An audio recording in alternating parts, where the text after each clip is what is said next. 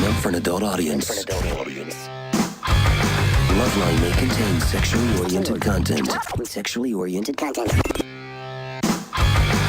Listener discretion is advised. Listener discretion is advised. This is Loveline. Loveline. With Adam Carolla and Dr. Drew. Hey, everybody, it's Loveline. I'm Adam. That's Dr. Drew. Phone number 1-800-LOVE-191. Dr. Drew's a board-certified physician and addiction medicine specialist. Emily Procter is here tonight from CSI Miami. The juggernaut known as the CSI Miami. And all this CSI crime train stuff. What is going on? I don't know. I've decided. Listen, hold on. You better pull the mic toward you. And here's... Is that better? It's really the beauty of radio. I will tell you the beauty of radio, Many Emily. things are the beauty of radio. I'll tell you one of the most beautiful, fundamental, the purest thing about radio is every single night the mic sits 3 feet away from whoever the guest is, and every single night they speak into it when it's 3 feet away from them, because I don't think people think you can monkey right. with the So mic. you see, what he's saying is it's comforting. It's not Things your don't fault, change in radio. but it is. Well, here's the whole thing about radio. There is a certain stupidity level that you can hang your hat on, and you know what you're going to get. You can anticipate it. What you don't want is somebody acting like a retard 4 days out of the week, and then fifth day of the week they're Einstein. Right. Not radio. Radio 7 day a week. You also don't want some smart ass fixing everything. That's uncomfortable. Well, Right. and also, in my defense, it's very expensive looking. I didn't want to touch it. No, that's the point. I exactly don't think the I point. can afford to fix it if I break You it. were making the point. That mic and stand cost a bundle, and that's $1971 too. So I mean, you got to figure 35 years later, this thing was almost $200 in 1971. So at least gallon of gas was 40 cents. You know, Yes. you do And the it math. took you 3 hours to get it. How long did it take to get the microphone? I was, oh my God, the matter? I don't even know where I am. What happened to you? You're just like running in here from what? I'm frazzled Why? because tonight on Too Late with Adam Carolla, Comedy Central, 12 o'clock midnight, Steve O, Oh boy. one of the jackass You guys, had to do it, Steve O, Steve-O. he got loaded out of his mind. Yeah, I'm he blacked sure. out and he started to attack me. Yeah. I mean, he jumped on me and started to, put his Second foot through a base? glass table. Well, it depends. It's now feeling raw boo. But is that second or is it in the underpants? Was he usually when he begins, Retro is second. Well, when he begins that kind of an attack, it's usually intent to sort of attack with his genitalia. His whole body's genitalia. Yeah, I look at all the entire male body's genitalia. That's not a blackout. That's an acutely agitated state. Oh, really? The drugs and stuff. I am telling you, we had to stop the show. We have a glass coffee table that he attempted to put his hand through, and he ended up shattering it with his foot by putting it through. We had to restrain him, call like EMT guys, and drag him out of there and finish the show with no coffee Did you table. put him in the hospital? I have no idea where they put him. I just finished the show without him. Did any of I that don't make think the show? that yours is a glass coffee. I'm sorry, Marcus. No. This is another engineer at Another another engineer, site. This sorry. is the site you've seen. Remember Bullshit. Anderson? Anderson, Yeah. yes. Did that make? Yes, it all made the show. So Thank God. you can enjoy that. You can enjoy Steve-O tonight. Sorry, Emily. I was just going to say, I don't know that your crowd is a glass coffee table kind of a crowd, isn't it? That's a good point. Maybe you a ought to beanbag. change your desk. Yeah, I think it's a couple of cinder blocks and a pine plank. Yeah, or, Egg crate. Just something Yeah, like egg rock, crate. Stone. Yeah. Stone. You know what I like about Emily? Emily looks like an Emily. She sounds like an Emily. She looks like an Emily. She is an Emily. Through and through. And it's easy to remember her name. You don't have to glance down and pick up Emily. It's Emily. It's Emily. People, Very sweet. parents are smart who name their kids names where they look. And that's, Drew, we were talking about this a couple of weeks ago, which is everybody picks the kid's name out 6 months in advance. At least white people do this. They open the book, they start picking out names. You wouldn't give your dog a name before you saw your dog. You have to see your dog and see what it looks like. Is it a Fluffy? Is it a Fido? Is it a Furball? Is it a Tigger? You know what I mean? Like, Yeah. you got to know what that dog is. And then it's like your parents saw you and said, that's an Emily. You know what I mean? Yeah, absolutely. That's It's a how you fluffy. should do it. I agree. That's how you should do it. And by the way, does the kid need a name for the first 4 months of life? Nah. Debatable. I once knew this family who the father decided it was a good idea to let the children name themselves when they were old. That's a special Have kind of. And, another bong load, Pops. Yeah, there was one who named herself Princess, because why wouldn't you? Oh, Sure. my God. And then the boy named himself Ben. Ben. Just Ben. So there was a sane one in the group. I would have, after with my dad, went with Hitler. Mussolini. Yeah, well, that's my middle name. Hitler, Mussolini, Schwartz. Stalin Schwartz. Hitler, Mussolini, Stalin, Schwartz. Hyphenated, Stalin, Schwartz.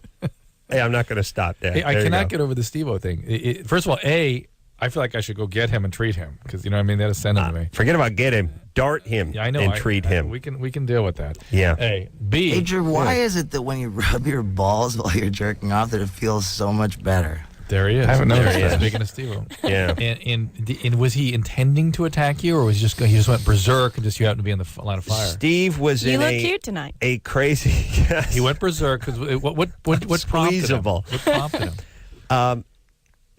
He was. I've seen many guys. He was I've been loaded. around guys Yeah. that were blasted out of their Yeah. mind, and the guys that are blasted out of their mind have these sort of impulses of wanting to do things. Yes. And I don't know if it's a blackout state or not, but they say things like, "We have to go to Mexico Right. and get those people out." Right. And so they get up and they start moving for the door. Right. And you try to restrain them, and you say, "No, relax, just sit down. You're drunk." And then they start scuffling with Yeah. you, and the next thing you know, they're pushing on you, Yeah. and then they're sort of right. Here's what they're doing. They're doing exactly what you don't want them to do. Mm-hmm. That's what certain guys do when they're drunk. Women Yes, don't it's do true. that. Guys will be like, you'll be like, listen, buddy, give me the keys. Let you know, you're not the boss of me. And you're like, listen, buddy, I'm worried about you. There's cops are outside. Yeah. I don't want you going outside. You're going to get arrested. You're on probation. Get out of my way. If you It's remember Fletch from Pennywise, the same thing. Remember, we were like, Right. hey, we don't want to go poo-poo city, Fletch. Relax. And then it's a crazy impulse that drunken guys have that when they figure out you're trying to get them not to do something, even if that not to do something, now they act like that not to do something is swindle them out of $10,000 cash when it's really stop them from being beaten by law officials or from destroying something or destroying their car or being arrested or having their wife, divorce them, whatever, drowned in their own vomit, whatever it so is he you're trying. attacked you. He starts punching on you, and No, he people drag wasn't. him He off? wasn't punching on me. He was sort of charging me and bullying me forward. I was in my chair, and the chair was starting to tip backwards, and we were up on the The platform. on the there. platform, and eventually he sort of flew over me and flew into some furniture, and then when he got upright, he broke the glass coffee table and shattered that, and then And then a bunch of he people got grabbed cut him. up, and then he had to be sort of dragged out of there. Did a bunch of people have to grab him? Well, at a certain point, he needed to be escorted. Paramedics and whoever. Did they No, he didn't leather? fly. He wasn't throwing fists. He Right. was just sort of obliterated out of his mind. It's just that thing where guys I've had it 1,000 times where like I'm explaining to people, you give them this one, maintain. Dude, maintain. Dude, you don't understand. Those are cops out there. Or that dude will kick your ass or whatever. No, if you get another 502, you will never get your license back. All these things, and all that does is make them want to pile ahead forward even more. It's like there's some fullback that's bursting through the line, and you getting in the way is like it's just a defender trying to stop them from going into the goal. Oh, they just want to lower their head and plow Right. through. So I wish I had, this is why I'm a great drunk, because I know I'm drunk. You know what I mean? I know I'm loaded. I remember the part about me getting drunk, and when someone says to me, buddy, you're loaded. Now you need to, I'm like, all right, it's hard to argue Thank with you. you. Yeah. I remember drinking the bottle of Kamchatka. Chicks, for the most part, are pretty good about that, too. They just get weepy. They get weepy. Just get really sad. Yeah. Yeah, they get a little euphoric and then they bottom out. And they start talking smack about their friends, but they don't get into that thing like women insisting on driving. Like Yeah. that thing where guys like it's like, buddy, give me the keys. And a thing where he's just arguing and fight. And then there's that point where you're like, good, get in the car, go kill yourself. Right. Good. I hope you hit an oak tree and burst into flames, you SOB. Go. You know? Oh, yeah. Oh, Drew, you must every single day of your life. That's what you do, right? Pretty much. Yeah, and that's just with the wife. No. Okay. Yeah, but no. All right. Emily not only looks like an Emily, she looks like a Procter, too. Thank God I'm so suitably named. Proctor's one of those names. Sounds like someone who sings in the church. He's a Proctor. Yeah. Well, it's John Proctor from the Crucible, Oh, maybe that's what God. I'm thinking about. I think All right. it is. I think Monday's 10 o'clock, by the way, CSI Miami. There's part of me we don't have to plug this show, do we? No, let's never mention it again. Oh, we do have to plug the iPod thing, though. We do. That, yeah. Tonight and every night this week, we're giving away an iPod Nano. And was it Christy last night? Yeah. I guarantee you're going to freak. You're going to love this thing. This is a crazy piece of technology. Tiny thing about the size of it's a little bit like two. I saw it. I'm so jealous. It's teeny. It's teeny. It's like two shuffles, basically, like side by side. Anyway, Hold on. It's like two shuffles? Yeah, it's like if you put two shuffles together, it's about the size. How much memory does it have? No, it's like two credit cards, right? Isn't that the Nano? that way? Yeah, it's like two credit cards. Yeah, it's small. Last time I said credit cards. Well, you Drew, don't attacked make me for something that. 5 times as big. All right, all you A have to do is- shuffle's bigger than a Nano, it's isn't thicker. it? It's a little thicker, yeah. Now, you swear you don't do this when you're drunk. You just do it when you're sober. The way he talks to me? Yeah. Oh, no. He does it when he's sober and drunk. Whatever. It's just that's the way he talks to me. Adam's like, I'm not belligerent. All you got to do is listen. Well, she is Emily Procter. Hold on a second, Emily. You got is. to understand. Let me just say this: a Nano is quite a bit smaller than a. Oh no, it's not small. Well, It's a little. It's Yeah. like two together in terms of. all right. I should see what I'm saying? apologize because I was thinking of the small iPod, not No. the shuffle. There's too many goddamn iPods Well, now. this is the only one you're going to need. Anyway, when you hear the bumper played by White Stripes, it'll be "My Doorbell" is the song. When you hear us Right. coming out of commercials into the show, you'll hear "My Doorbell." Be the first person to get through and say iPod Nano. Must be over the 18 years of age. You're also going to get a free gift certificate from iTunes for 10 free downloads. So here's the thing. If you Cool. did the water displacement test between an iPod Shuffle Yes. and an iPod Nano, it would probably displace about the same amount I of think water. you need about 1.5 shuffles per Nano. But this thing is like a home computer, whereas the Yes. Shuffle just holds 99 Yeah, songs and yeah. it shuffles The about. Nano is 25,000 pictures, 1,000 songs. Crazy. And you realize more computing ability in that Shuffle in Nano or in the Nano than was in the first Apollo spacecraft. You got Easily. You got to explain to the 1780s man on your Two Wow. show about the That's- Nano. It's important. Yeah.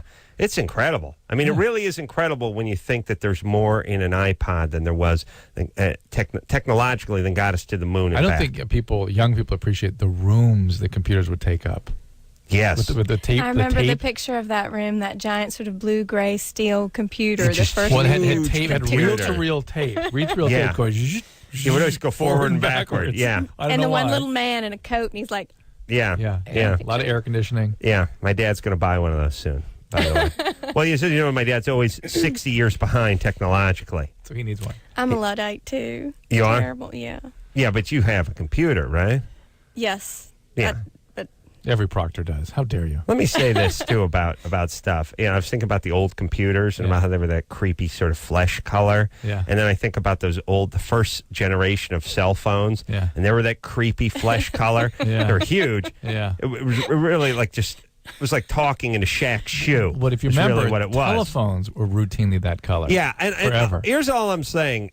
Electronic equipment looks good in a nice brushed aluminum, and it looks good in a nice charcoal gray or an anthracite or yeah. black. But the weird fleshy color, it looks like you're holding a prosthetic limb up to your head, and it's weird. What were they thinking? I don't know. Like, they must have been thinking, well, the shoe, which is the size, the phone, which is the size of a shoebox, we'll make it beige so when you're holding it against your head, no one will notices see. it. They won't see it. Yeah. Yeah, That's instead it just looks like you have a crazy growth coming out of the side of your head. But the telephones were that color too. Even the real there was dial phone. Yes, like here's the thing: prosthetic limbs should be flesh color. That's it. Other than that, maybe you could paint the outside of your house like sort of off-white or something like that. But making electronics equipment into that is weird. Bad idea. Yeah. Horrible idea. Yes. Brian, what the hell in the 70s? Remember everything was avocado green and Burnt orange. Burnt orange. What the hell were we thinking? Well, at least it's not that anymore. Better, yeah, but still flesh color worse. We got out of it fast. Yeah, Brian? Yes, sir. You know, that's why the blacks are lucky. It's not flesh color for them. Do you know what I mean? Just another reason that you need It's to become creepy black. for the white guy to hold that weird flesh color phone up. For a black guy, it's just a weird. It's just off white. Marcus says, "Do not leave out your Mexican brother." Oh, Mexican brother. Yeah, that's confusing. Confusing. Caught in between as usual.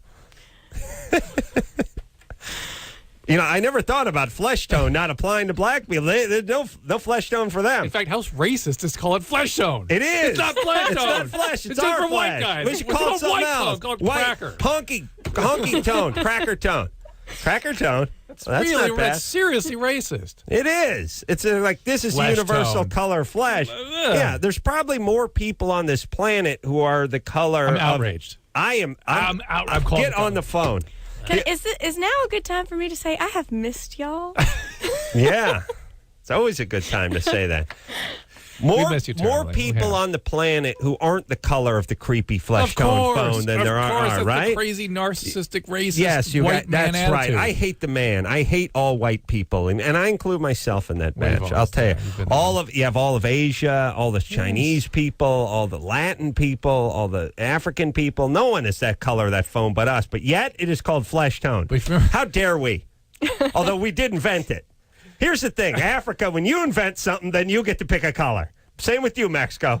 Didn't Africa invent people? Well, good point. Well said. Wow, Well, heavy. touche. Yeah, touche. But still, if you actually ever, if you guys actually invent anything, call us, and then you can name it after you.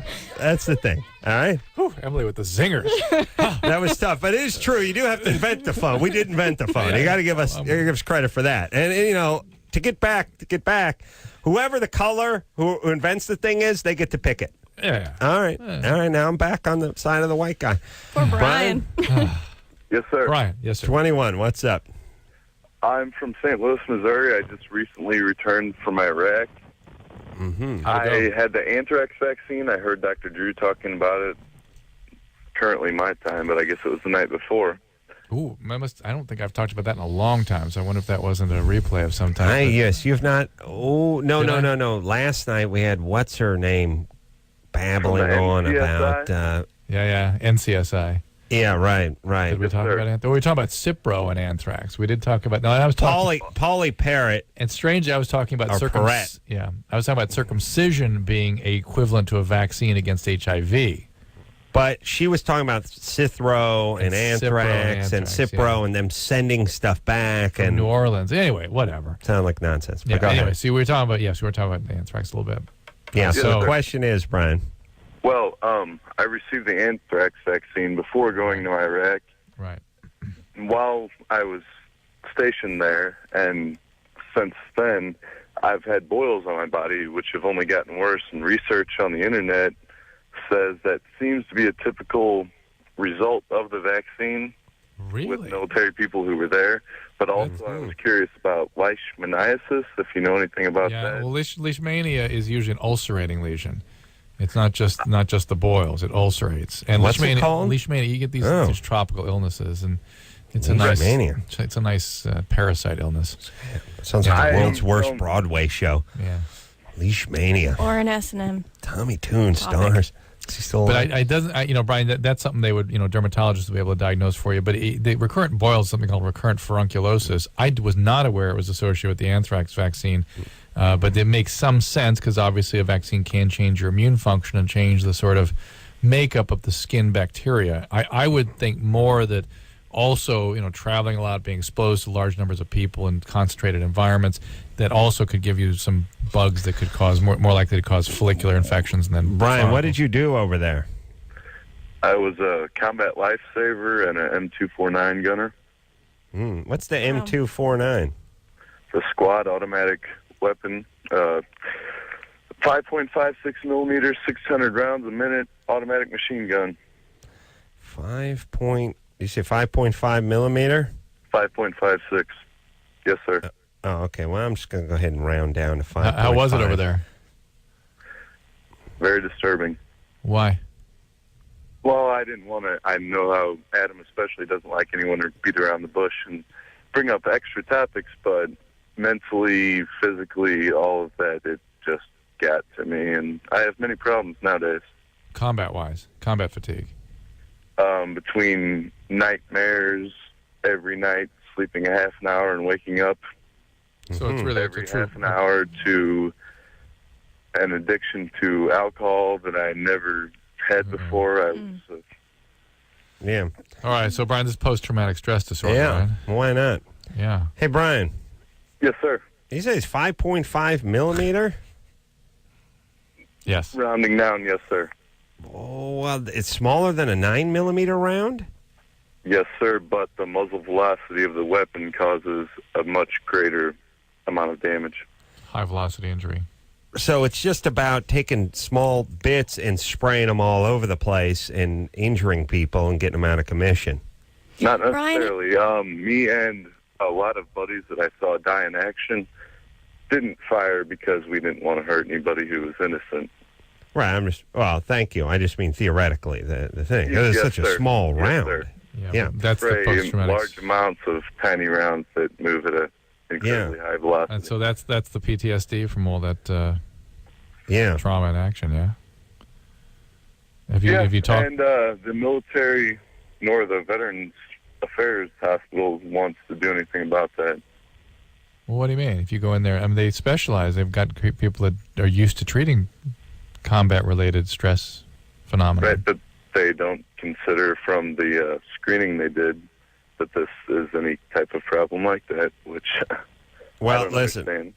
Brian, why don't you go back Yeah. and talk to somebody Ask and to talk tell them to how you're feeling? Yeah, ask to talk to a psychiatrist. If you're getting the alcohol out of control, you can always avail yourself of 12-step programs. Show up at AA. A lot of people with addiction and alcoholism have PTSD. It's not very few.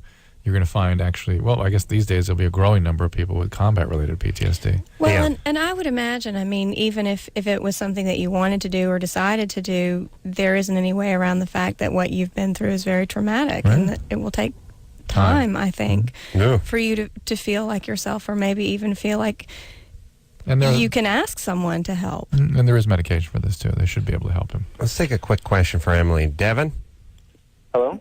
you're 22? Hi. Oh, this is awesome. Adam, you're the coolest guy ever. Oh, thanks. Sorry, I know I have a question about Emily, but I just wanted to say that I've been listening to Loveline throughout high school and college, and you guys didn't get me through law school, and I just thank you for every minute you guys are on the air. Thanks. Where'd you go to college? I went to college at Cal Poly, San Luis Obispo. And now he's up in San Francisco. Yeah.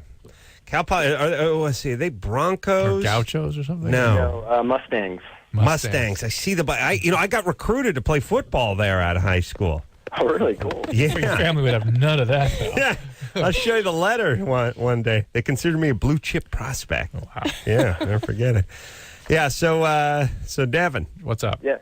Oh, I had What a question for Emily. I was wondering if Hey, there Devin. was any possibility. Hi. I was wondering if there's any possibility that you'd ever reprise your role as Ainsley Hayes on The West Wing, because I know it's probably coming down with last season. I was wondering if they had thought about bringing any of the old cast members back for like a reunion or anything like that. Oh gosh, I was just talking with a different Adam here at the studio about that about 10 minutes ago, because I tell you what, I loved that part, and I loved playing Ainsley so much. I Emily could be an Ainsley, too. But, Yeah. And did they ever talk to anyone about that? Well, they actually came to me last year and asked if I would come back, which I would love to do, but unfortunately, contractually I cannot. Yeah. But I stay in contact with quite a few people over always there. seems we have discussed it before. It seems stupid of them not to. I mean, it's a cross promotional opportunity for their show. I look, we run into, thanks, Devin, for the But praise, by the way. I did want to say thank you, and just if you are a West Wing fan, I always think it's important to know I had such a wonderful time working over there, and everyone that you watch is as great as you think they are. They're smart, they're kind, they're informed, they're interesting, and I'm just so glad that people like that show. Except for Sheen, he's a pompous ass. Right? But he's Come on, he's smart, got to be a blowhard. I know, but He's actually really lovely. Really? Yeah. He's got to be an exquisite blowhard, though.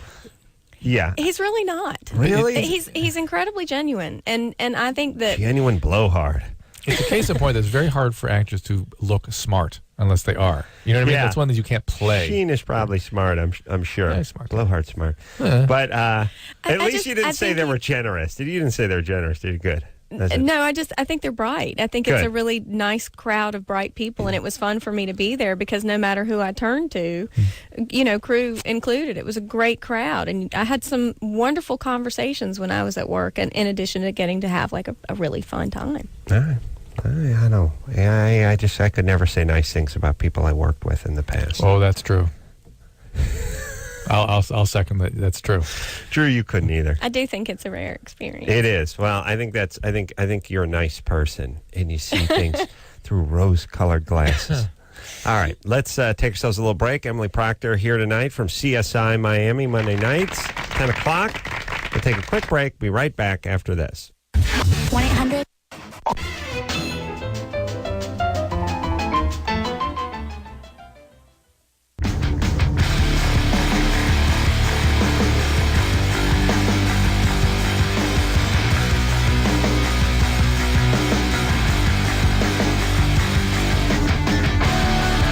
Yeah, everybody, it's Loveline. I'm Adam. That's Dr. Drew. Phone number 1-800-LOVE-191.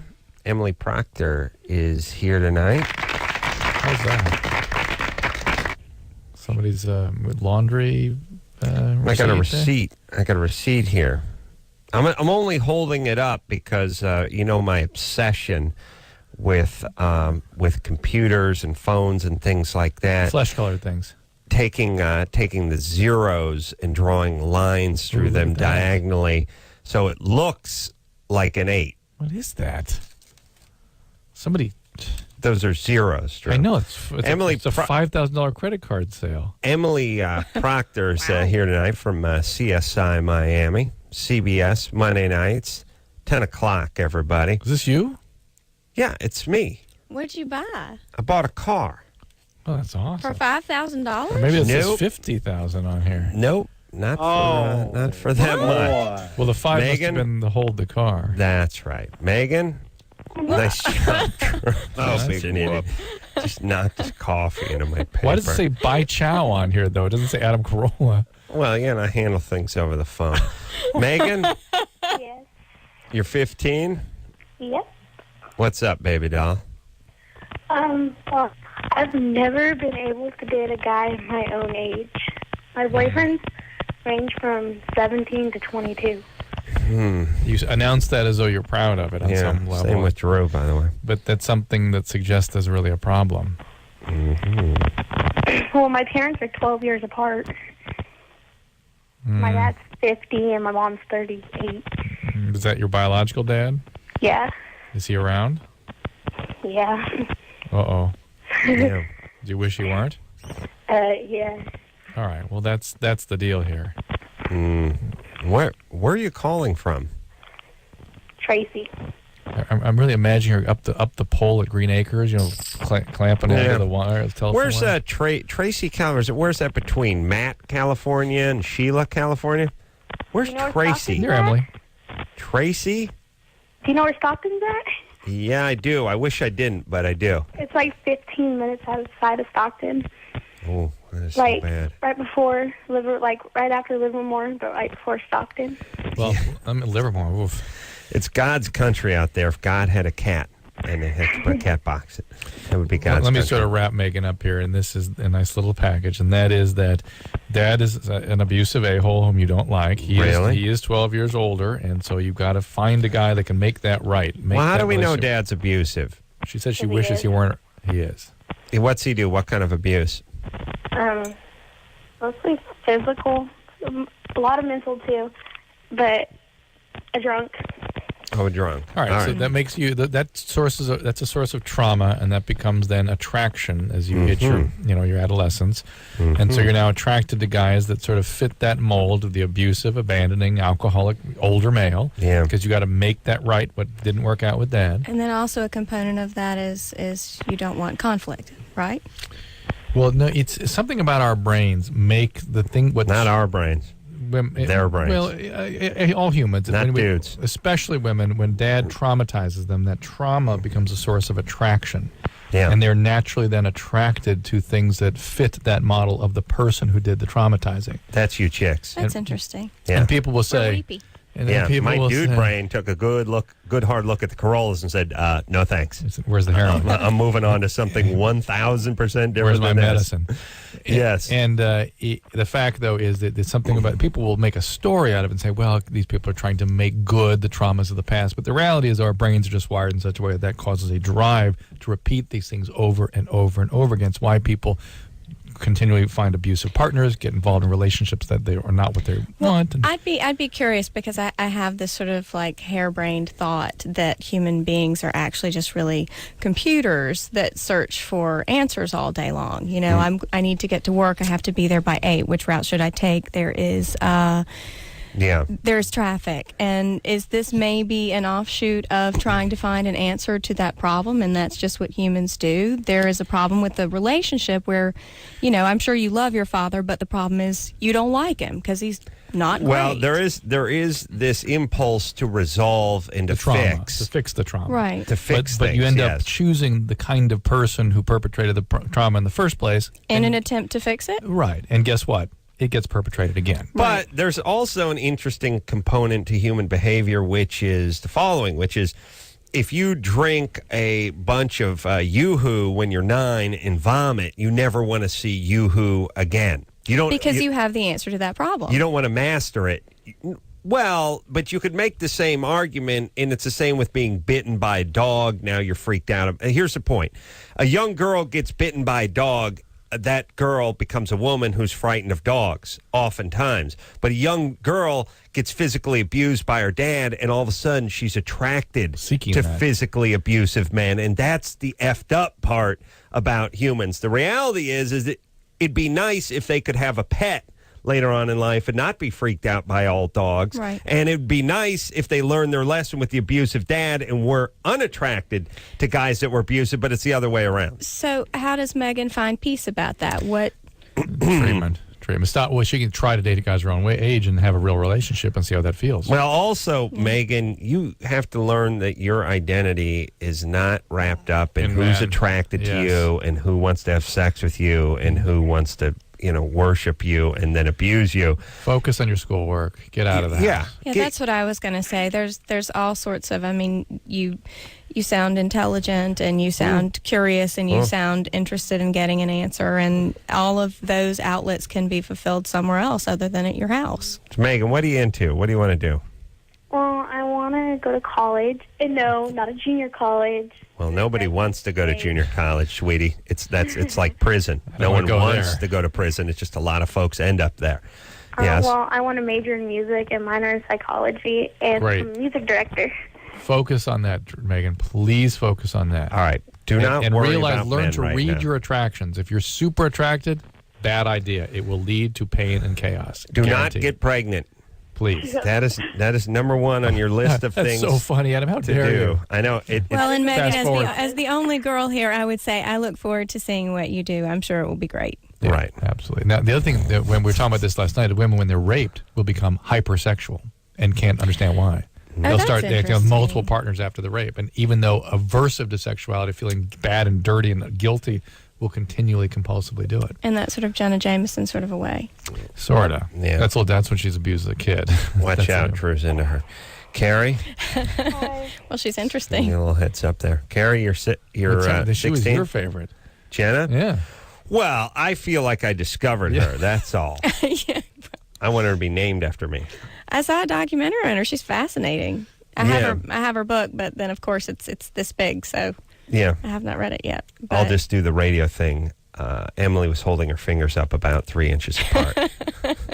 You went to the Dr. Drew School of Broadcasting. I can see that right This now. big. This here. Notice how Drew didn't bat an eyelid, by the way, when you just held your fingers up in a random distance from Sounded each good. other. Relax. Carrie? No, you just stopped caring a long time ago. Carrie? Yes. Hey, man, when you talk like that, man, I don't even know you. You know what I like? I like in movies where people tell people to take stuff back. Take that back. Take it back.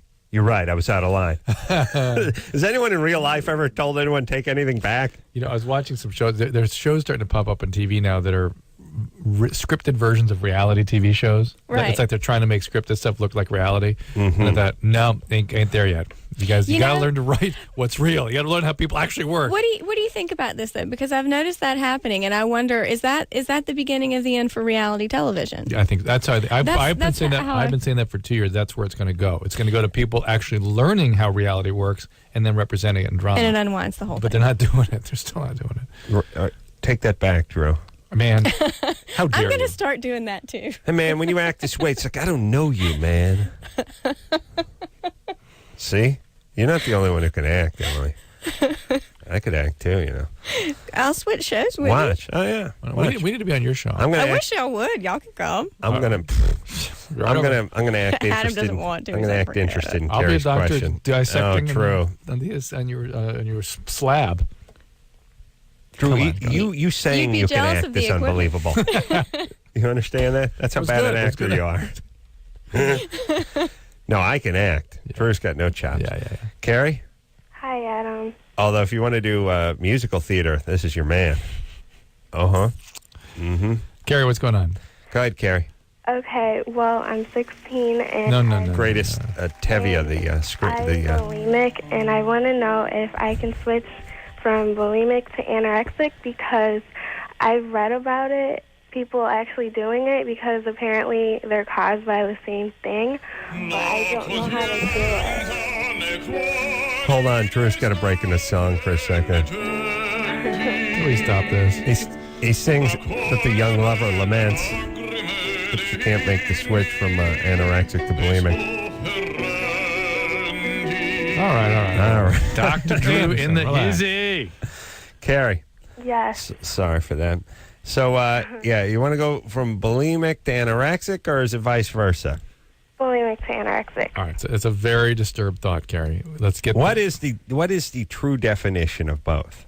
bulimia is binging and purging of some nature, and anorexia is restricting calorie intake. You say of some nature, you mean you could have exercise bulimia, you could have diuretics, you could use laxatives. You could say purging is burning calories via exercise. Mm-hmm. Right, but traditionally that's not what people think of. Carrie, I'm bulimia is getting more curious. common. I'm sorry, I'm interrupting. Yep, no, please.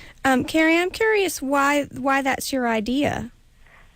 Well, because both of them you end up dead, but Yes. with anorexia you don't have the same problems with like the heart disease and electrolytes, and you're No, yes, you do. wrong. Yes, you do, Carrie. No? Yes, you do. Well, But- anorexia is you basically stop eating, right? And Right. bulimia/anorexia is the syndrome for the most part.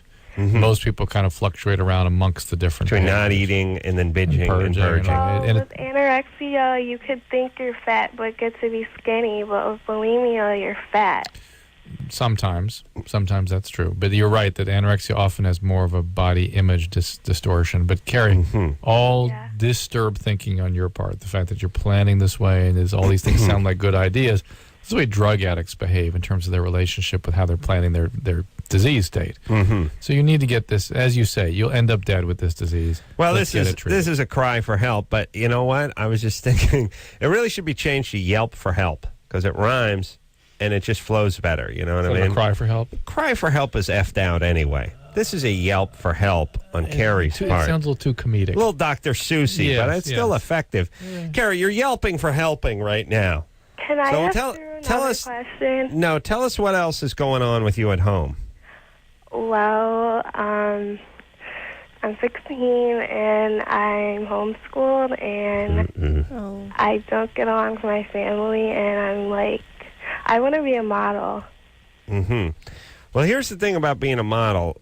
Yes, you must be thin, but Must be alive. that is not the only. You have to be alive, and that's not. I think a lot of chicks think, well, I'll just stop eating and I'll be a model. Oh, there's plenty of skinny chicks that don't look right.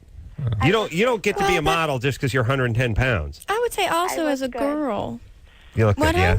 She says she looks good. I do. How tall are you? 5'4".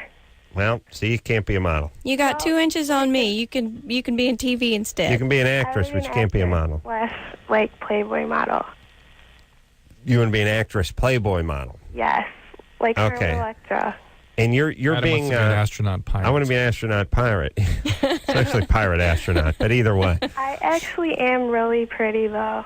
Okay. That's the thing. Well, good. So don't destroy that. It'd be nice if you just sort of believed in that instead of talk to us about it, you know? It's so But- sad, Carrie. It's just sad to Yeah. hear you even talk Now, about what's this. up with your parents and your family? Why don't you like them, and why are they homeschooling And why aren't they you? getting you help? Okay, well, I never knew my dad, and Where's my bourbon? alcoholic. Yeah. Thank you. By the way, Carrie, I get a definite vibe from you that you've got that disease too. Just the way you're thinking. I used to smoke weed a lot. Yeah, you've got that disease. Right. This And is- now, are you being homeschooled because you got into trouble at school, or your Yeah, mom's religious? because of Or? that, and because like everyone was like mean to me at my school. Like everyone thought I was out to steal their boyfriend. No. Okay. I kind of was. Please. Ooh. All right. Whoa. There you That's go. good. But, Carrie, let me give you. Okay, listen. Here's the thing, sweetie. It's going to be a real long life if you approach it the way you're approaching it, and a real long bad life if you're approaching it. Doing like actual healthy diets, and I can't do it. Well, we need the emotional part, the Yeah. interpersonal part of this. And I'm Right. curious to see what y'all think about it. It seems like a lot of the behaviors that you have tie into really needing a great amount of either attention or adoration, and maybe you have something that makes you not really feel validated yourself, and it has to come from the outside. Is that possible? Oh, yeah. Oh, yes. Very Yeah. deep. Very deeply. there. Carrie, do me a favor. Tell your mom that you want some help. Just throw yourself I do, on. but she doesn't care. Like she'll let me. No, like, she tell cares. myself. Listen, Then tell somebody at the school reason then. she pulled you out of school and is homeschooling you is because she thanks. does care. Is there something that makes you feel confident? Do you like to be outside? Do you like to run or play tennis or? Nah. No, I don't like to play tennis. All right. Just look. I don't know. Here's the thing. Here's what's going to Here's the rescue deal. Emily. I would I like. mean, Here's what I feel Carrie. like. I feel like the mayor of New Orleans, which is it's our job to get on the bullhorn and tell people the flood is coming. Yeah. If you won't leave your goddamn house, well, I'll see you on the roof, and maybe we'll get you, and maybe we won't. It's well, up. that's what's going to happen. We're going to get the helicopters out for Carrie, and that's when we'll see her, is when All she's right, well, really in at least trouble. she'll be light and be easy to pull up with the winch. But the deal is, what will save her is actually a relationship. We're Okay. actually allowing somebody in. So. let's. And I don't mean a romantic relationship. That's interesting. That's Yeah. a great way to look at it. We'll take ourselves a quick break. Be right back after this.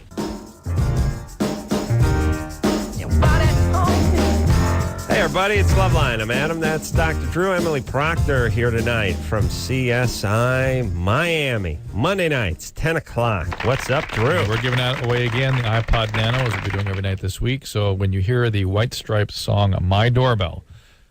Oh. You just played it? That's our We just song, played buddy. it. That was Did it. I win? Well, Yeah. anybody calling in right now that says iPod Nano that's over 18 will win an iPod Nano and 10 free downloads from iTunes. Yeah. It's as big as a brick, you say, Drew? What's no? Is it It's flesh big. colored? He didn't say brick. He said cinder block. It's as big as a cinder block. It's huge. Is it Yeah. the color And it's of people? flesh colored, Jack. Yeah, comes with a wagon. You drag it around it. It's awesome. And there's a harness you can use so Sure. you don't Sure. throw your back out. Yeah, no, this is holds 10 billion songs and holds 10 zillion pictures in the size of a credit card. And I swear to God, I've had this argument with intelligent people before where, I say, well, I got the iPod. I don't have the full-size iPod. I got the next one down. And they're like, yeah, that one only holds 1,300 songs. And I'm like, yeah, well, Yeah. call me crazy, but I could probably name 150 songs before I started repeating. You'd hear Maneater, I would repeat it 3 or 4 times by the time I got to 60 songs. Maneater would be number 3 and then be number 62 and be number 111 too. I would run out of songs to mention. And people are like, well, come on, 1,300. And then they do this scenario where it's like, well, you pop it in, you listen to a couple songs, and, 44 hours later, you hear the same song again. It's like, 1,300, not enough songs? Not enough songs for you? Like, well, this other one holds 5,000 songs. I know it holds more, but you used to just make these mixed cassettes on 60 minute. That's what I was going to say. I am so not good at technology. I got a new car this year and it had a cassette deck in it. I couldn't be happier. I'm just like, there's a tape, there's 16 songs. It's perfect. That's all I need. You got to flip it over. It's the master mix, You or get it's your- like the whale watching mix. It's like weekend mix. I love it. That the whole thing is if someone made you a mix on a 90-minute cassette, you were good. You're good for a month on that. Yeah. So it's like, yeah, Road trip. 1,300 songs. I mean, come on. How are you going to get by with that? You just How are you supposed to know all the words when you're old to all the songs you used to listen you hear to? the same song like every 4 years. It's horrible. Really? Really? You don't think you get by on, like, let's just say 300 songs before you wouldn't mind hearing the next one again? Okay. All right. Just saying. All right. Why does everyone argue with me? He's a music man. Samantha, 22. Oh, you should hear him. The greatest Tevye that Samantha. Pasadena College has ever seen. Samantha, Samantha, Hello? what's up? 22? Hi. Yeah. What's up? Oh, nothing. Just All right, we got to waiting take a on hold break. for 10 hours. All right. All right. Good. Well, we Ooh. got to take another break, though, unfortunately. You must be nice looking. You good looking, Samantha? Samantha? Is she answering and hanging up? No, she's only on hold for 12 minutes, by the way. I don't think she knew she was on air, and she just figured it out, and now she's just freaking out. All right, Samantha, are you there? Well, we got to take a break anyway. Oh, thank God we get paid by the hour. She just broke up with y'all. Now Drew went too long talking about his iPod. Now we got to take a break. We'll take a quick break. Emily Procter's here tonight from CSI Miami, and we'll be right back after this.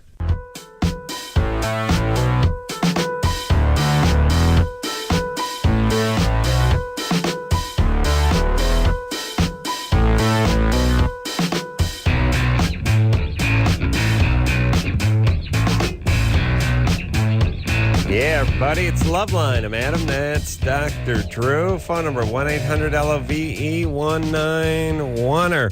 Emily Procter is here tonight. She is here from CSI Miami. And Jeff Probst is showing up a little bit later on in the... Lana, you back. Yeah, she's going to be back. Tomorrow.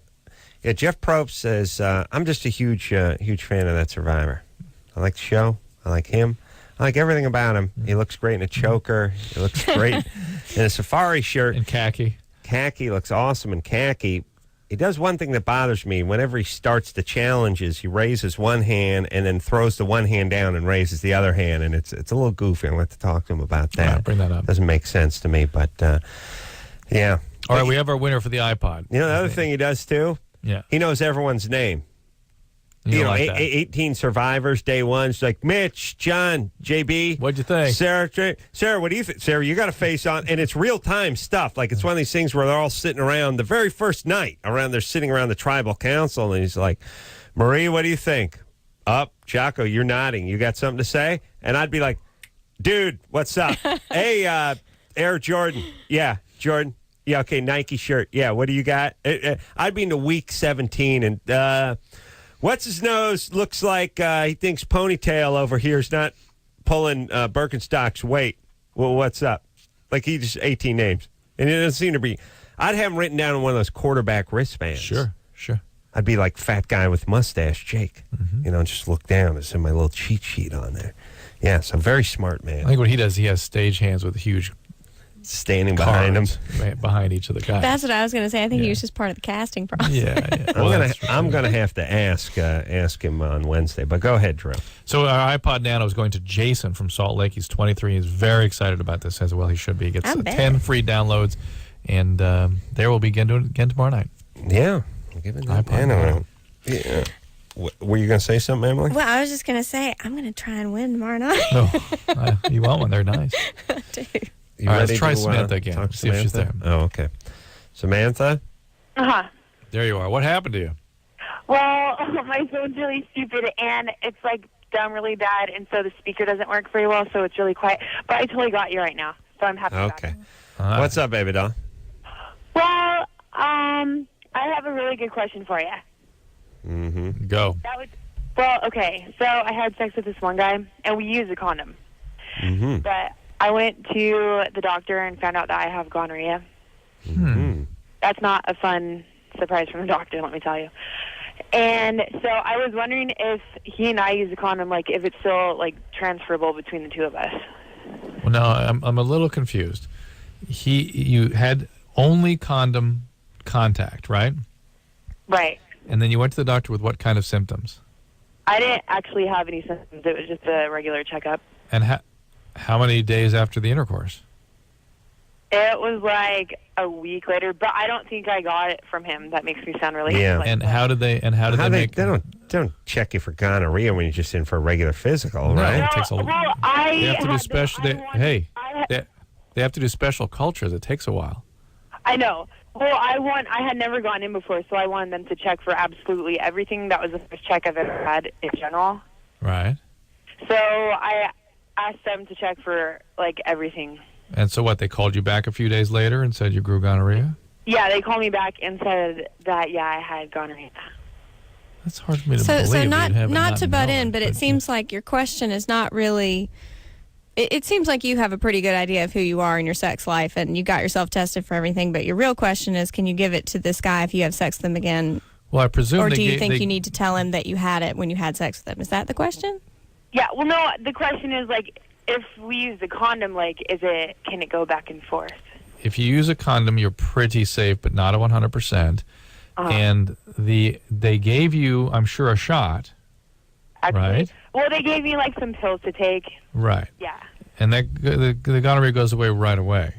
Yeah. So you should be fine in terms of this infectivity. You know, this all is very suspicious. Either you didn't hear what they said, or this is a bogus call. I don't think this is bogus because she's just confused she's a about chick and it's boring and who cares.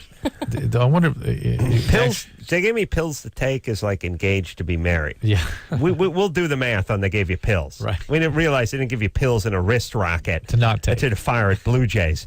We understand they give you pills to take. I'm engaged to be married. That kind of engagement. They said gonorrhea, Samantha. Samantha, did they say that? Yeah. Are you guys making fun of me? I was just wondering. Well, yeah, the pills to take part we were making fun of. But please understand, you are a faceless, nameless number to me. They make and fun, I make of, fun everyone. of everyone. Yeah, They make fun of me so mercilessly on the break that I cried. I'm not making fun. I'm not making fun of you. I feel very privileged then because I guess you guys are all high and mighty, so I guess I. What was the right? What was the antibiotic? No, please let me explain. You're nobody, so I'm not making fun of you. I'm making fun of nobody. You understand? What was the antibiotic that they gave you, Samantha? What antibiotic did they give you? I'm still trying to figure this out. But I guess that doesn't matter since I'm nobody. I'm not sure exactly what they gave me. They just gave me some, they gave me just some pills. Are you good? Are you good looking? Of course. Damn, hot sex. What else? Yeah. Did they give you pills you took for 5 days, or pills you took for a week? They just when I went there, they just gave me pills to take that one time, and it was a one-time thing. Okay, so that's chlamydia they're treating. That's not gonorrhea. No, it was, when I first went in, they're like, just in case it comes up. All right, Samantha, it's not gonorrhea. This would make sense to me. Well, to be fair, just in case it's gonorrhea. Samantha, she only said gonorrhea 126 times. It's not like she said it 130 times. This is what just did not make sense. All right, so it's the chlamydia they're treating. I think they gave her roofies just to shut her up. And by the way, gonorrhea, you do have symptoms when you have gonorrhea, and they're rather severe. All right, so chlamydia is the one. Chlamydia is what you don't have symptoms from. That's what it was. When I went to the doctor, they're like, they're like, gonorrhea and chlamydia don't generally have symptoms. They told me that. I wasn't sure if I had anything, but when I went in, Samantha, you've got the story all. Look, so far you've screwed the story completely up. They give you a single dose of azithromycin. That clears up the chlamydia. They usually give you a shot of Rocephin or ceftriaxone for the gonorrhea. Yeah, if they thought you had gonorrhea, they would have given you the shot. All right. So they really didn't think you had gonorrhea. Well, either way, you're cured. What's going on with you? You working? Actually, cocktailing? Little Jason, little cocktail work? Stripping. Little no cocktail work, actually. What are you working? Where are you working? A little junior college, perhaps? No, I am actually a hairstylist. Ooh. I have a theory. All right. I'm going to put you on hold, Samantha. Feel free to hang up on yourself. Hairstylists are batty. And I have a theory. I have a theory. That the spray gets in their brain and hydrocarbon? Yes. This is the solvents. Drew knows this theory because he's heard it before. But no, you've never said that. Oh, no. yes, I have. I don't remember you saying this. Go ahead. Well, you see, what you do is you file it hijack you hijack my clever theory. So tell it. Drew, do you think you could have come up with that clever theory? I just thought that I don't have the theory yet. Tell me the theory. Where are you going? That's the theory. That you something. What gets Aquanet? Oh, it destroys their brain. Well, their brains are soft to begin with. They all with. use Aquanet. Well, whatever it is, the hydrocarbons, the fluorocarbons, whatever, all the spray, they live in a mist of spray, and that weakens their brain. And their brain is already crippled. That's why they got into the business. So it's inhaled hydrocarbons, really, yeah. Well, it's essentially, picture taking a dumb person and having them huff copier toner 4 hours a day. Right. There you go. Okay, you tell me 6 years later, tell me what you got. A little something going on. Yeah, you don't have an Asian pianist. Do you understand? Understand what I'm saying? Yeah. No, Drew. I've expressed this many times. Well, I remember you saying something about Aquanet. I do remember that. Well, I didn't do the math. Hairstylists, here's the thing. Beauticians, people that do, the facial stuff, the cuticle pushes, and all that kind of stuff are amongst the most vacuous people on the planet. And I think even the guys are exquisitely dumb. And there's an interesting thing, too, which is the people who do hair, especially guys who do hair, act like they're doing something really important. Jonathan, you've seen him. You love his show. Which is a strange thing, especially as a male, to claim. Now, I understand if you're gay, perhaps you can cling to it as doing something or making a difference. But there are a handful of straight hairstylists who act as if they're curing cancer on a daily basis or making some sort of, they have themselves ranked up just above firemen on a societal importance chart. You know what I mean? Mm-hmm. And they really have no idea that they do nothing. And I'll take it a step further. When you're talking about my hair and possibly even your noggin too, Drew, you could take me to the Mexican chick I go to over in Ventura. That's called like modern model cuts or something. Euphemistically, they're trying too hard. Or you could take to the Fantastic Sam's, or you could go over the Supercuts. Try to judge the difference for $12. Supercuts, John Slover, best haircut in town. That's right. That's where I go. Or you could go get a $200 cut from one of these prima donnas, and no one could tell the difference. That is the challenge. So he's getting his hair cut tomorrow, by the way. Mm-hmm. Here's the thing about hairstyles. Why do you think you're doing something important? Whatever is first off, no matter how great a job you do, it's all going to grow out in 6 weeks anyway, so who cares? Interesting. But what is that? Here's the thing. Bartenders know they're not doing something important. People that, waiters, waitresses, even guys that work security at concert venues and stuff, they all know they're not doing anything important. Why is it that you cut hair and think you're doing something important? It's an interesting thing, Drew. I think it attracts prima donnas and it attracts narcissists. It is a business that is a magnet for narcissists. Could be. Well, you explain it. You explain. They're people who work at the Lawrence Livermore Laboratory that don't feel they're making as big a contribution to society as you, who puts bangs on guys. It may be the way their clients make them feel. It's the world they're living in. Yeah. Yes. The clients think it's important to them, too. I'm just trying to think. I would like to figure out the list of occupations that have the highest self-importance factor and actual impact. So putting my hair in your hands is just under putting my life in your hands. No, just above, according to these guys. Yeah. Just above, or maybe quite a bit above. Yeah. Everything else is just sort of pedestrian. Yeah. They change lives. And I don't. And by the way, I don't buy this crap when people go like, "Hey, I make people feel good about themselves, and that makes a huge difference in their life." I don't buy that crap. Plastic surgeons say that too. Yeah, I don't buy that either. But I still put them above hairstylists. And I'll give you another. I'll give you another. For instance, I think I could train any monkey to cut hair in about 3 weeks. Thank you. Please. Here's the deal. You go to a college. You get you practice on a styrofoam head, and you get a certificate in 6 weeks. Give me a break. You people don't do anything. Quit acting like you're doing something, and just join the ranks of society who doesn't do anything, knows they don't do anything, and act like they don't do anything. People who work in bicycle stores don't act like they're doing anything. 90% of society, garbage men, waiters, they don't do anything. They don't act like it. There's a handful of people that do something. Maybe they're air traffic controllers and maybe they're neurosurgeons. They don't even act like it as much as people that cut hair. Okay. You realize that airplane pilots aren't as self-important as guys who cut hair? You realize that? Please, drop the attitude. Or start wearing a respirator, because Aquanet is destroying your brain. Eric, 25. The guys are even worse than the chicks. The chicks at least are just stupid.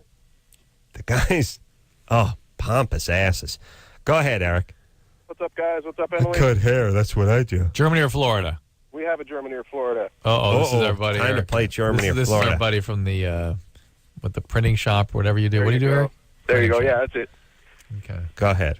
Yeah, Adam, I also got some information on that ammunition for you afterwards, if you're interested. The I'm interested in- 6.56 millimeter That's ammunition. the 5.56. Yeah. Yeah.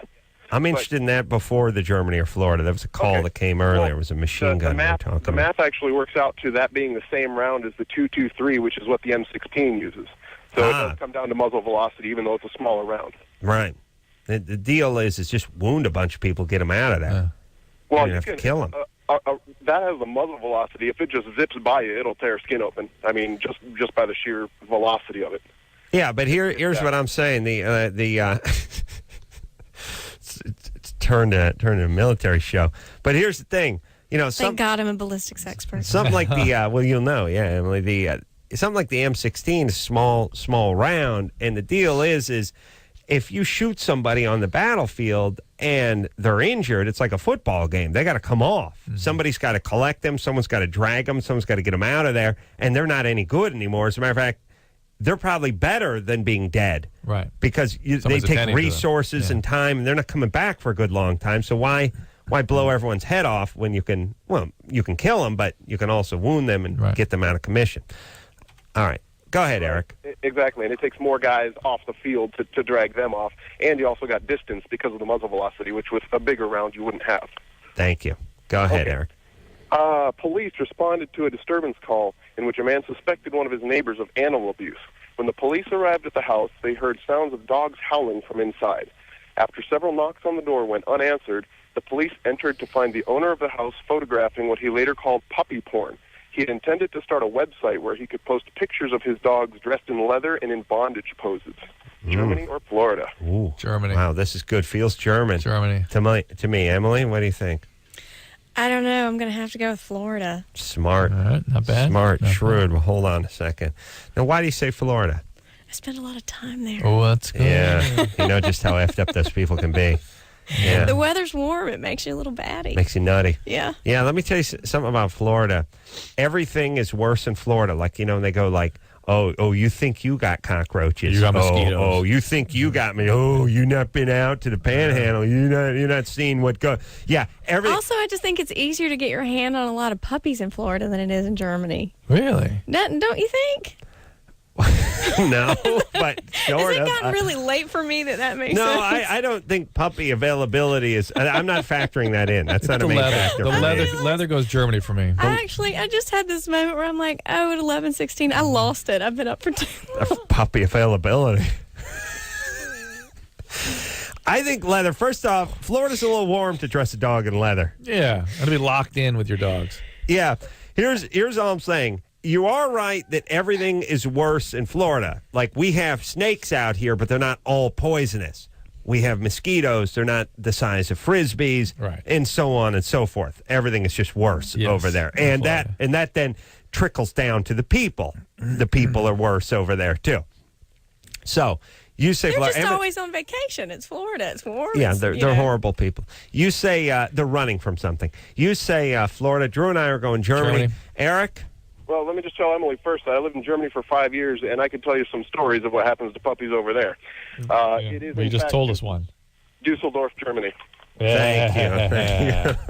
Thank you. When I lived there for 5 years, and I had a landlord, and he was, kind of the older generation farmer guy, and his farm dog had puppies that he didn't want, so he got rid of them by throwing them against the wall until they were deceased. Yeah. Oh, that's nice. Yeah.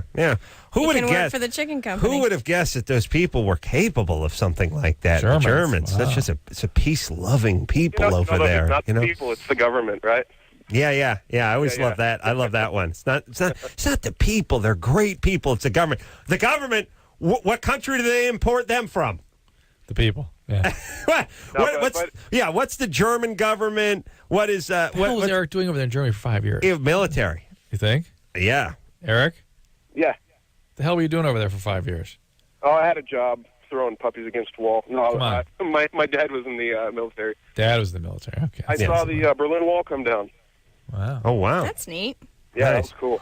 The Berlin Wall, thanks for calling, Eric. Return to Arizona. Berlin Wall was funny. Well, look, whenever you see guys that sound like who don't, or then when you see black guys in like Germany, what the? Oh yeah, military. You always got to go military. Like you see some brother, and it's like, yeah, he was born in Mainz, Germany. It's like, what the? Oh, okay, all right. Now it's snapped into focus. We got a lot of military guys over in Germany. Yeah. I think that if I try and jump in with any more advice, y'all should remind me that I think it's easier to get a hold of puppies in Florida than it is in Germany. I think someone needs to just intervene and say, yeah, don't know puppies are the real premium in Germany. They don't have puppies over there. The dogs are born full size. They come out full. It's tough on the mothers. Oh yeah, they got to give them an extra, stitch for the episiotomy. But yeah, they're born at 9 years. Well, there's no puppies. It's really easy to get your hands on puppies in America. Yeah. I can't believe a German would actually kill somebody in a cruel way that way. It just doesn't seem right. Not the Germany I know. Not the Germany that tried to round up every Jew in the world. I was going to say, your people love Germany. Yeah, they're great. They're wonderful. Beautiful people Your over there. People joined up with them. I was going to. Yeah, my Italian brothers. As I heard that, I was like, the Carollas. Actually, see, it's official. This has been great. I have loved being here. I think I should go to sleep. Mussolini got strung up, though. That was the good news. You know what I like about, too? They got hold of Mussolini and his girlfriend. And like, put them both in town. Like, it doesn't matter. Like, back in the day, they would not only string your ass up, whoever you effed last got strung up, too. Wife, girlfriend, didn't matter. You're going too. It's an old country way of doing things. Yeah, what do you got? You got a dog? You got anything else we can string up? We'll string it all up. You got some puppies? Put your puppies right in a premium in Germany. I think Italy and have them string them up right in the center of town. Yeah, I'm telling you, we need to bomb Germany again. I'm one of the few people that has the guts to admit this, but we are not done with that country. We have not begun to repay that country. Just not done. I'll give Japan a little shot too. A little something. Everyone thinks that's insane. What do you want to do with the Middle East? You know what? I'll give the Middle East a little break. Really? Give them a little break and bomb Germany. Why the break for the Middle East? Well, here's the whole thing, the way I look at it. The Middle East, we don't agree with them philosophically. We have a few beefs with them. But ultimately, in terms of our people, they're accountable for several thousand deaths, whereas Germans, several million. You see what I'm saying? I see. You need a little payback. It's payback time. I see. And Japanese as well. I mean, Japanese got a much higher death toll. What I mean is, here's the thing. You know when they have fighter airplanes and they have the little sticker on it, little Japanese flag or swastika or whatever, and that's for every German plane you shot down, for every Japanese plane. If you took a look at a Middle Eastern plane, there would only be a handful of American flags on there. If you took a look at a German flag, there'd be millions. You see what I'm saying? Hundreds of thousands. Same with Japanese. So I'm saying, let's prioritize. Give the Middle East a chance to catch up. Let you guys catch up. Yeah. And we'll be bombing Germany. And it'll be a little, it'll be one of those things where it's like, look, not sure if you guys are planning anything or what you got planned on later in the century. We'll just give you a quick little bombing, little wake-up call, little something, little how do you do? Just in case you got something else going on. You don't want to round up any more people and put them in ovens. Jason, let's give it a little shot. Jason. Yeah. And, that makes me crazy, by the way. Yeah. Jason, what's up? Hey, what's going on? Right. What's happening? Here's Hold on, Jason. Let me just say this. We never, we're still getting our ass kicked around for slavery. That was a lot further back than what the Germans were doing. Why can't we still kick the Germans' ass around for what they're trying to do to the Jews in Europe? Know what I mean? Yeah. That's in the 40s. See what I'm saying? Yeah. If we can still get our butt kicked around, and rightfully so, for slavery, we can still kick their butt around for at least a good 100 years. That's all I'm saying. This is you blowing up a couple train stations, that we can forget about in 40, 50 years. You rounding up 6 million Jews, that stays on your record. Laughing time is over. That's going to stay on your record for just a couple centuries. Yeah? Fair enough. Make sense? That makes sense. Yeah, it's good. It's good. It's like declaring bankruptcy. You can't just do it to get out of paying a Visa bill and then just go out and buy a car the next day. It's got to stay on your record for a few years. Yes? Fair enough. That's how you learn. Go ahead, Jason. Hey, what's going on? I love the fact Jason's from Laguna Beach, and now Laguna's kind of where I grew up, and now it's an icon because of that MTV show. Yeah. Well, Drew, you put it on the map. Of course. Life garden there. Yeah. Bronze skin glistening in the sun. They'd only done the show about us in the late 70s and early 80s. Yeah. Oh, yeah. It was good times. Go ahead, Jason. Okay, anyway, I've been with my girlfriend for about a year now. And sex has been great up until about a month ago. She hasn't really been able to orgasm during sex, but I got this thing called a butterfly or a dolphin online. She basically wears this while we have sex, and she's been able to orgasm. She has been able to. And she has been able to with this. And we tried a couple times without, and she enjoys it, but there's no orgasm. Right. That makes her a normal woman. Mm-hmm. But I just want to know, like, is this going to be how it is Yes. from now on? Yes. Yes. 100%. You're lucky that she was able to orgasm at all during intercourse. Most women can't, even with the dolphin. This thing, it, like, clips on, and... I understand, but a lot of women just having somebody inside. We understand it's in the room. Yeah, just We having we understand it's not an actual dolphin. Having penetration. He's acting like it's an actual dolphin on top of his girlfriend. He's like flippers banging his girlfriend. Jason smokes so much pot, he might still. Jason is in the dolphin's blowhole while the dolphin's going down on the old lady. There you go. She's using the tail. You I love understand this Jason's clips question, on. Is this going to go on? Yeah. Do we have to deal with Continue? this? This is going on for hundreds and hundreds of years, as long as stars have been in the sky. You'll be dead, and your grandchildren, your great-grandchildren, will be using this dolphin on their girlfriends. A lot of women, I dare say most, have some sort of inhibitory response just with penetration. So it's you're lucky that you can get this to happen. It's not as common as not common. What's the beef for you? I mean, I don't know. Just in the past, that's never been a problem, and I just, Well, that's you've been frustrating. And I don't. You've been on a lucky streak. Over 60%, about roughly 60% of women can never have orgasm with intercourse. But the past with this girlfriend? No. I mean, me and her are great. I'm saying like in the past with other his girls. series, his previous series, they were able to orgasm with intercourse, which is rare. Not rare. Yeah. Which is not as common. Look at this as a wake up call. A wake up call? For how it's going to be with most women. Yeah. Yeah. That's crazy. Okay. That's crazy. That's how it is. Look, if you're going to end your life, now's the time. Because this is doing that. all right. Easy on the weed, Jason. Ooh, Jason. And I'll just give you the female perspective for a second. Go ahead, Emily. Don't let it make you feel bad. It's got nothing to do with you.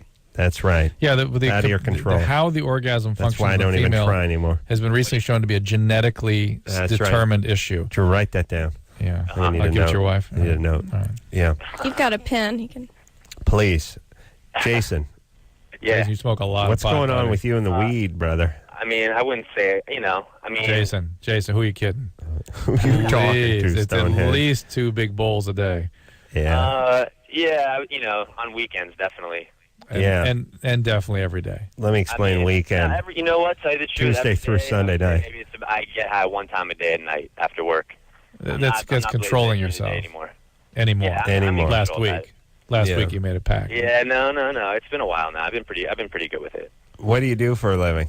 I actually I go around the country and I talk to undergrads about consulting, IT consulting. And so this has been going on for about 6 months now, and I just go and recruit. And really? Is that a head? Does that make you a headhunter? Well, I'm going to be eventually, but it's kind of like a 2-year training program where I go and I kind of learn about it and everything. Which is another thing because I'm gone from my girlfriend, about a month at a time. But just realize the pot's going to cut you off at the knees eventually. It's going to make it very difficult to keep this level of motivation going. All right, it just buddy. is. All right. Well, That's how it look, works. he goes out, does his work. That's he goes fine. home and has a ball. No, it's fine. Listen, whatever. I'm not the man. We're not uptight, dude. But he needs to prepare for that. That's going to eventually have an effect. All right, or curtail it a little bit. Yeah, but it doesn't work like that. People that Really? love it the way he does. It's really hard for them to stop. Well, he said he used to smoke it twice a day. He used to wake and bake, and then he stopped doing that. Yeah, but to really knock it way down, it's very hard for them. Jason. Yeah. Do you think you could not smoke pot for a week? You know what? I've been asked that question before. I think I could. All right. One week and that'd be it for the rest of his life. It's a bad sign that you've been asked. I was going to say, if someone's before, asked you that question before, the answer might not be good. Yeah, but you know what, though? In high school, it was every day, and then in college, it was every day. And, I've definitely been able to, calm it down to, once a day. What do you do? Hold on. In high school, it was every day, and now it's just down to once a day. That's just down to every day. By the way, I'd love to see your recruitment. You speaking in front of go, dudes, you guys gotta, you gotta maintain, dudes. Tell you what, right now, just like Jerry Garcia used to say. Hey, and what about when you travel? Where do you get the weed? I have from home. I bring. No. Adam literally wants to know where you stash it. Where He's you trying travel? to Like how do you travel with the weed? I have a medicine jar. Well, Adam's got his opened up right there at the airport. Oh, I got to tell you, man. Do we take our break? I can't remember. No, I don't know. Did we take a 20? No, we didn't. I was in Vegas a few weeks back for a bachelor party, and some guy who was evidently the drug dealer guy of the party gave me a righteous joint right when I left. He just said, "Here's a big fat spleef for you." And I looked at it, and I was like, well, it's 4 in the morning, and I'm drunk, so I think I'll be going to bed. But I'm leaving in the morning. I'm not gonna flush the joint down the toilet. It's a perfectly good joint. You know, I might smoke this when I get home. I don't really smoke pot, but I like to have a joint around if they're having a party or something. You know, I got some cool Hollywood friends want to come over and toke out, so be it. So I was like, I'm not going to throw this thing away. But then I thought, I don't want to drag it through the airport either. And then I thought, you know what? F the man. Who cares? This guy gave me this joint. I'm bringing it home. I'm not doing anything. I pay a ton of taxes. I'm not a criminal. What the hell? It's and by the way, it's not a box cutter. I'm just going to throw it. I'll throw it in my medicine bag.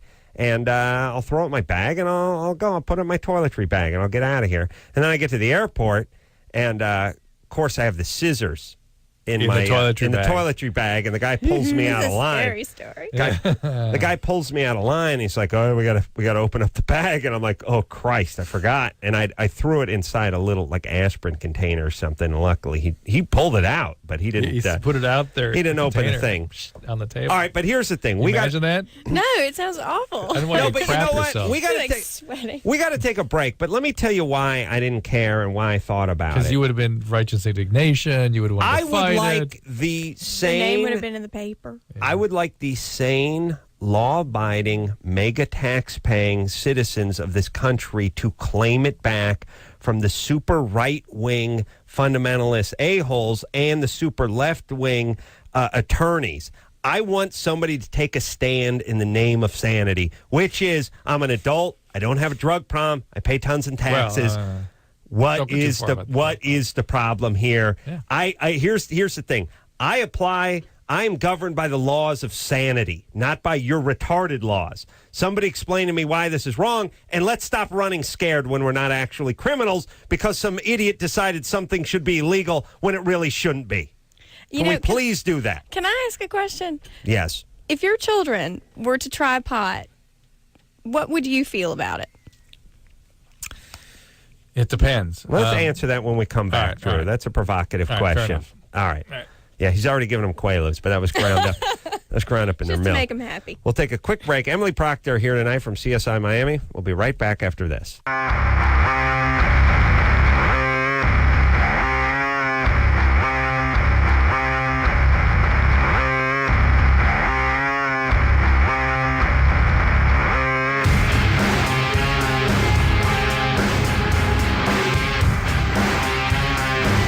Yeah, buddy, it's Loveline. I'm Adam. That's Dr. Drew. Phone number 1-800-LOVE-191. Emily Proctor's here tonight from CSI Miami. Watch my show tonight at midnight. Too late. I watched your show, and I didn't even know I was going to be on here. And I had some very weird hallucination that you were talking about your second child being born. What the? That Emily Proctor. You were wearing a burgundy sweater. I'll tell you, watch Steve-O go insane, attack me, and then destroy the glass table. What do you do? What do you explain to your viewing audience? Well, they can see what's going on. No, but do you just take a break and then go, or do you just go do that. cut right to... We'll be back, yeah. You dress sort of formal on the show, though. Yeah. Khaki sweater. To make you look nice. Yeah, I clean up. I kind of like this, though, to be honest. The casual look? Yeah. You get that on the TLC show. Don't worry.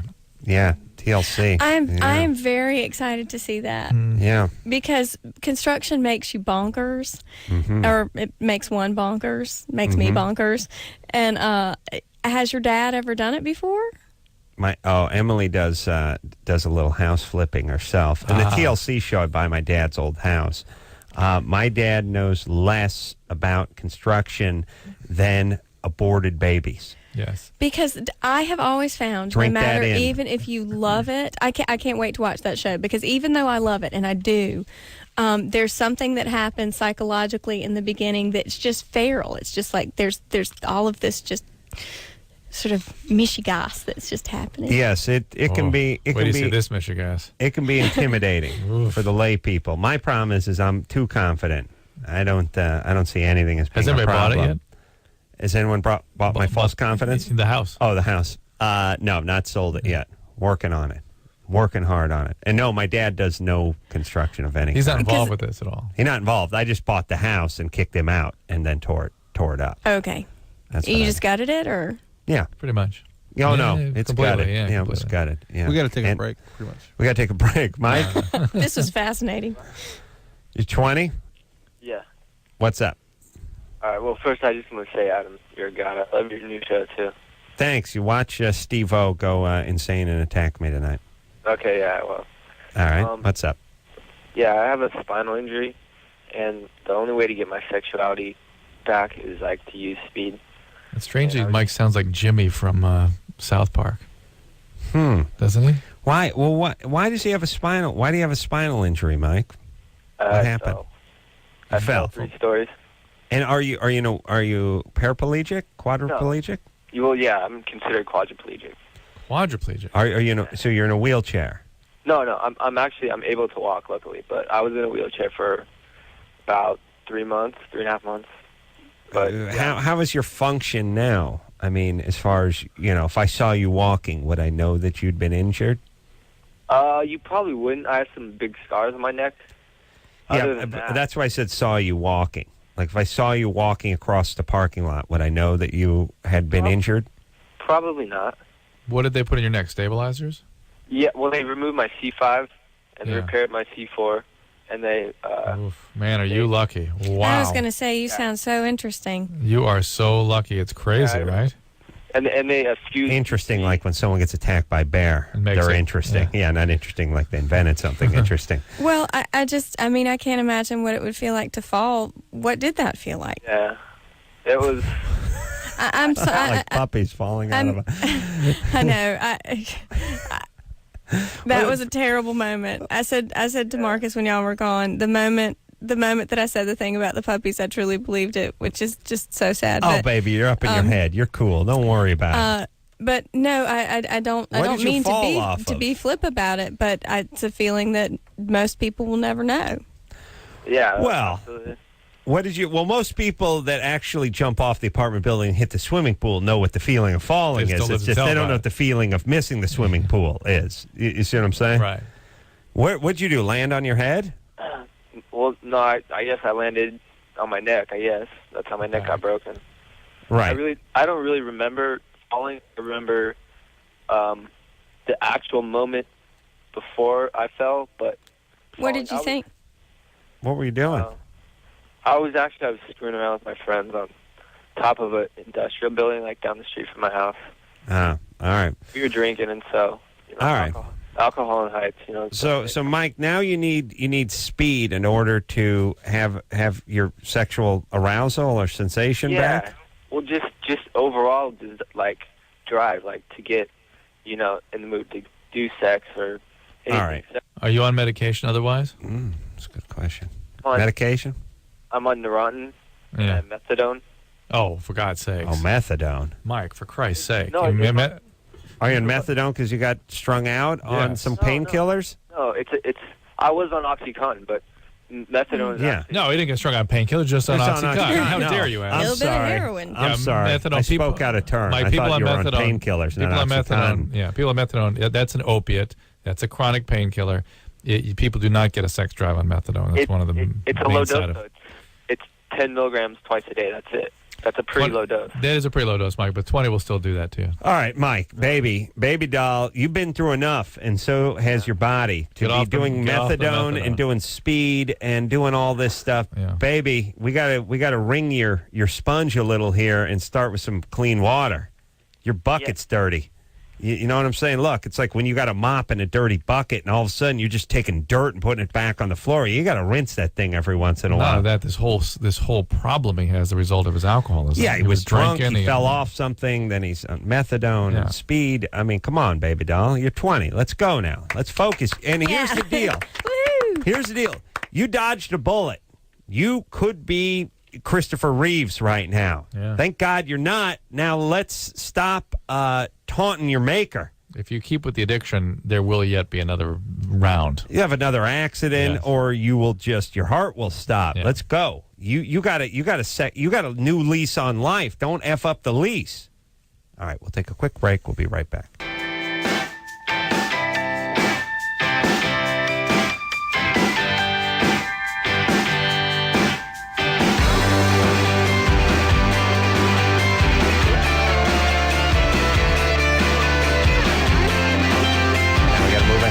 Hey, everybody. Emily Procter is here. Drew, remind me to talk more about that during the next break. You ever heard me talk about construction? Now we got to move ahead.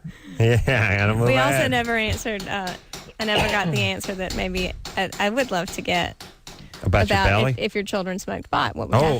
Yeah, that one. I forgot all about that one. Emily knows You're like, radio you're putting better me than on the we do. spot. I would be very anxious about it. I would create consequences for it to make it clear. What would the consequences be? I don't know. Restrictions of various types, those driving privileges. Limit them to only 700 channels of TV? I would, 700 channels of TV. I would... They're token out right now. I would bring out out the urine toxicology cups. Oh. Drew. Yeah. Seriously. Yeah.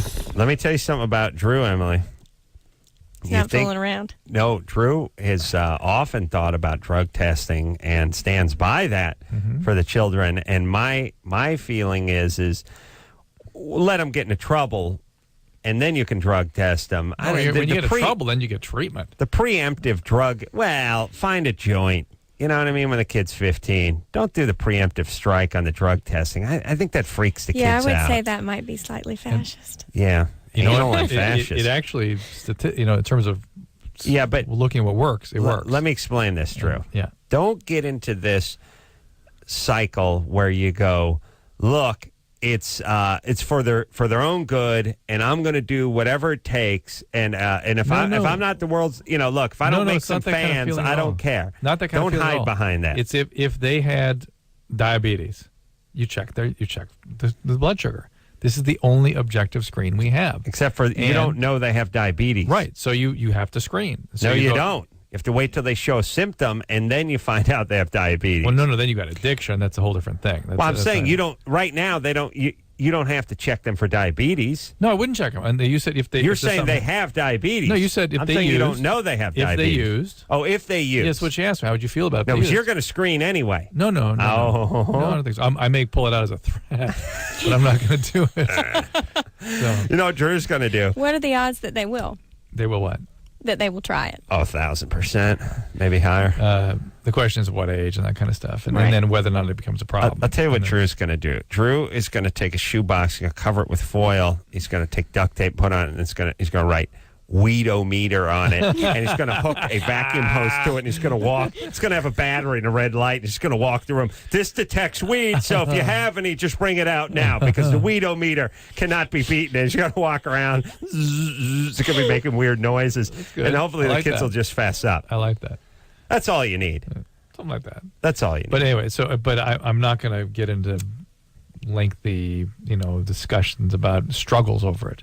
Right. Really not. Well, I just think it's such a passionate topic for you. I think it's an interesting question, having teenage children. That's not going to be a struggle. It's just my thing is all about you create structure, you bring the axe down, you stand back. There are rules. And you let the kids pull the axe down on their head if they want. That's up to them. That's right. It's up to them. Then the eating disorder and the And therapy then we comes. treat that. I hate you, Dad. We treat that hate you. I wish you were dead. Okay. Just my job. I can't stand you. Why can't you die?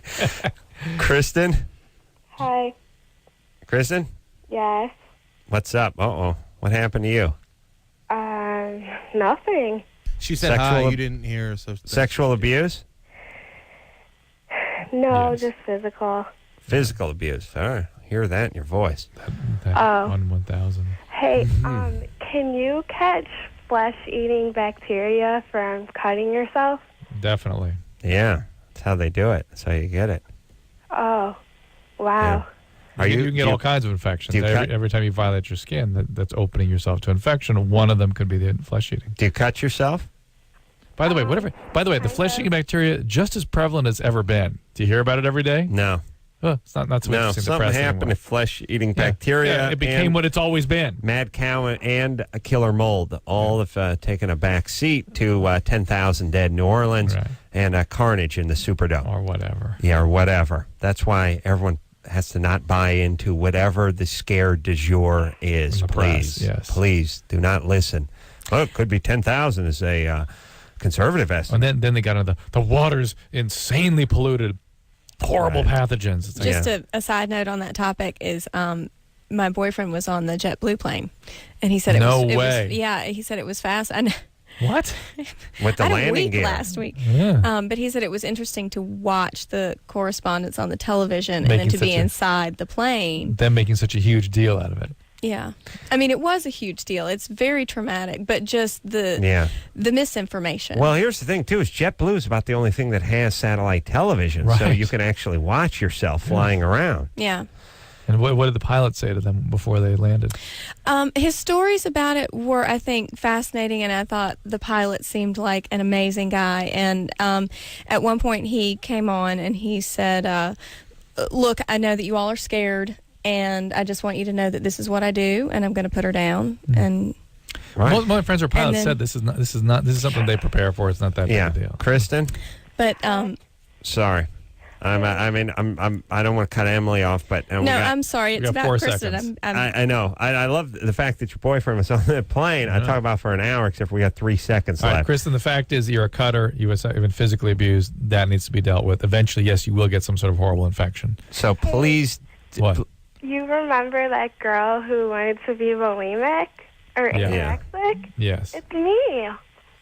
Okay, baby doll. Good. Is it bogus? Hold on. Jenna, we're going to put you on hold. Yeah, put you on hold. We'll talk to you first tomorrow. She's been on hold for 55 minutes. I feel bad. We never did talk to her. Fair Sorry, Jenna. Just hang tight. Do not hang up on her. We'll get her first tomorrow night. We'll take a quick break. Be right back after this. Yeah, everybody. That's it. With Emily Procter. Yes, indeed. iPod Nanos again tomorrow night, and plus 10 free downloads from iTunes.